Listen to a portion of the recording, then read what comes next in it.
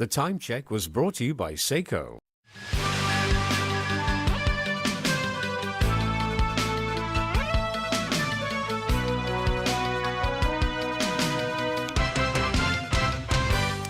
Welcome back. The H7N9 bird flu virus is spreading and mutating on the mainland. That's according to the latest research from the University of Hong Kong.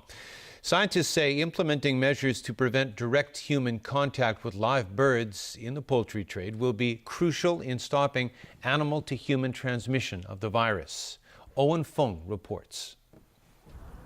638 cases of H7N9 bird flu have been confirmed globally since 2013.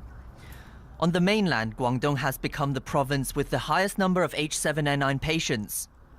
To monitor the development of the virus, a team of researchers from the University of Hong Kong took swab samples from live poultry in 15 mainland cities. The research found that the H7N9 virus has been exchanging genes with the H9N2 virus and generated at least 48 different genetic combinations. Scientists also found the virus to be spreading and identified live chickens at poultry markets as the main source of H7N9 human infections. The most likely cause of the spread and mutation, the study found, is poultry movement along trade routes. The researchers recommend the setting up of a system that can remove human contact with live poultry from the trade to prevent animal-to-human transmission of the virus. Secretary for Food and Health Ko Wing-man said the findings of the study are in line with the government's assessment.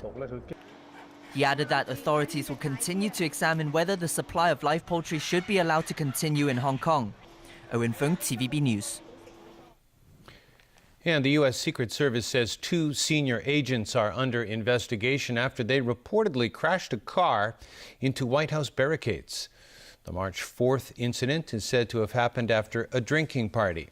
The Washington Post newspaper reported one of the agents involved is the second-in-command of President Barack Obama's security detail. The Post said police officers at the scene of the crash wanted to arrest the pair and give them sobriety tests, but the supervisor ordered the agents to be sent home. The Secret Service says the men have been reassigned to non-supervisory, non-operational jobs. U.S. officials say the use of military force requested by President Barack Obama against Islamic State could be expanded to include other terrorist organizations in Libya and Nigeria. Meanwhile, Iraqi forces continue to make gains against Islamic State in the battle for the city of Tikrit. Alan Booknia reports. Tikrit, about 130 kilometers north of Baghdad, is one of the largest cities held by Islamic State. Retaking it would give Iraqi forces a major supply link between Baghdad and the city of Mosul. The U.S. says its forces are not involved in the Tikrit offensive. In Washington, America's top military officer expressed confidence the battle would be won. The combination of the Popular Mobilization Forces and the Iraqi security forces, and they're going to run ISIL out of Tikrit. The question is what comes after in terms of their willingness to let Sunni families move back into their neighborhoods, whether they work to restore the basic services that are going to be necessary, or whether it results in atrocities and retribution.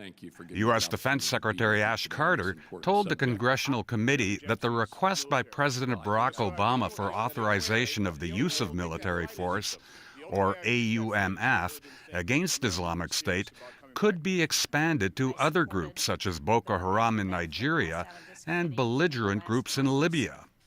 There are those in Libya who are, I'll use the term, rebranding themselves as ISIL. Therefore, this AUMF could apply to operations in and around Libya against those groups, depending upon their behavior and whether they met the criteria of this AUMF.